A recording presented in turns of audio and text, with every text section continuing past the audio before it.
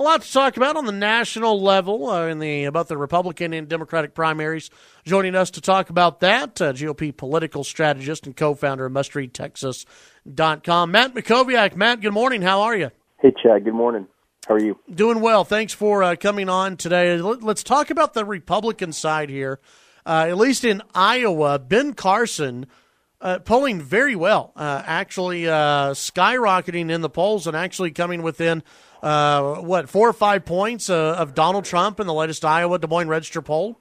Yeah, the Des Moines Register poll was released Saturday late afternoon, and it had Trump at 23 and Carson at 18, which is a spike for Carson. And I think it shows that there's a lot of very positive feeling towards him in Iowa.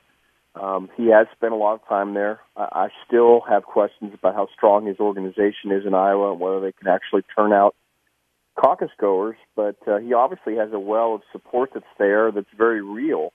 And I think what's striking about that is if you add up Trump and Carson, you're at 41%. I mean, that's a lot, and that's an sort of outsider anti-establishment vote that represents a large percentage of the whole, with 17 candidates running for president. What does it tell you about the Republican voters right now, granted in August, last day of August, in August of 2015, that the outsiders, and even Carly Fiorina is getting a lot of press time and a lot of support. She's shooting up there in the polls. What does it tell you about the outsiders versus the, I don't want to label them all establishment, but the regular politicians out there? Well, I think what's striking is that for Trump, Fiorina, and Carson, they are all not typical politicians. They don't communicate that way. They answer questions directly, particularly in the case of Fiorina and perhaps Carson. They don't look like traditional politicians. They're not, really careful about how they do things in the same way. They're not risk averse.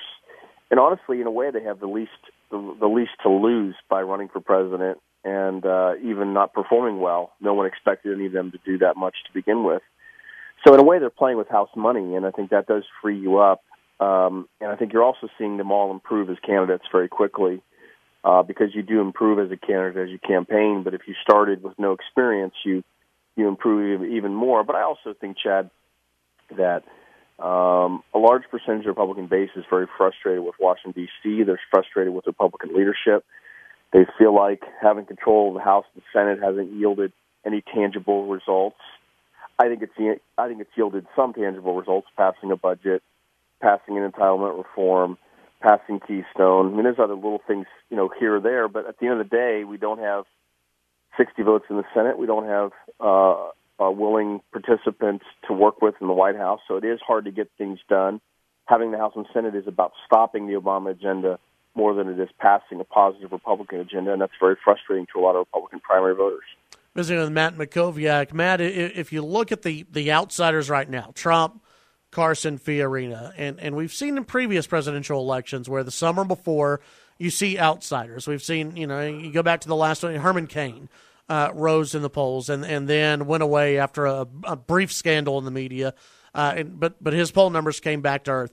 Is there an outsider right now that you think has longevity going forward? Well, this Trump boomlet that we're watching continues to confound people, myself included. He's now up at 28 or 30% nationally. So he's broken through that 25% ceiling that I thought was there. Look, I think the Trump thing is here to stay probably for the rest of the calendar year. And so I think to answer your question about longevity, I think he probably has the most longevity. What's hard to see for Fiorina and Carson is it's hard to see what their path to the nomination is. I mean, unless Carson were to somehow win Iowa, it's just hard to see how they're going to, get through the early states in such a way that they're still a viable candidate by the time the March 1st SEC primary, including Texas, occurs. But, look, if Fiorina can get in the primetime debate, I don't think she's going to be in the primetime debate on CNN September 16th because they're taking older polls since June into consideration in addition with more recent polls. But I think she'll probably qualify for one of the next couple debates. I think she does have the potential to have a breakout moment. I think she's a first-year talent. I don't think Trump and Carson necessarily are first-tier talents as candidates. So I think she has the highest ceiling, but in terms of longevity, I think it's more likely to be Trump. Let's take a look at the Democratic side. That same Iowa Des Moines Register poll, it showed Bernie Sanders closing in on Hillary Clinton. What I thought was real interesting on this is that most Democrats really don't care about the Hillary Clinton email scandal, which tells me that they just don't like her. It's not about the scandal. They just don't like her at all. And that might be even worse news for the Hillary Clinton campaign, don't you think?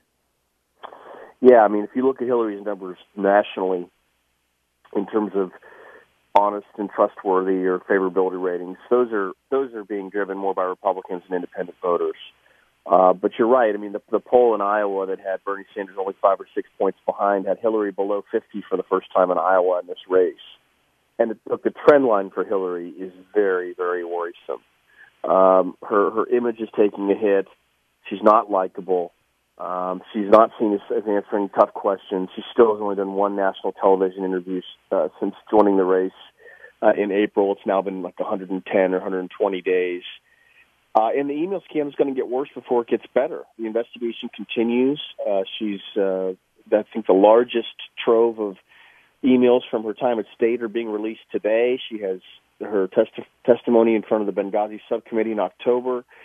I remain pretty convinced Biden will get in here in the next 3 or 4 weeks, and I think that complicates things for Hillary. And if anything, it helps Bernie Sanders because it splits the establishment vote. Wow, that'd be something to see. It's definitely becoming a much muddier path for Hillary Clinton. Matt, what can people find on mustreadtexas.com today? Yeah, just starting to update it this morning from over the weekend. Perry and Cruz were not on the Sunday shows, so we don't have those links, but obviously we're covering all the Texas political news. You can find it all at mustreadtexas.com. All right. As always, Matt, thanks for your time, and we'll visit with you again down the road. Have a great week. Take care. It's Matt Mackowiak, mustreadtexas.com. Follow him on Twitter at Matt Mackowiak.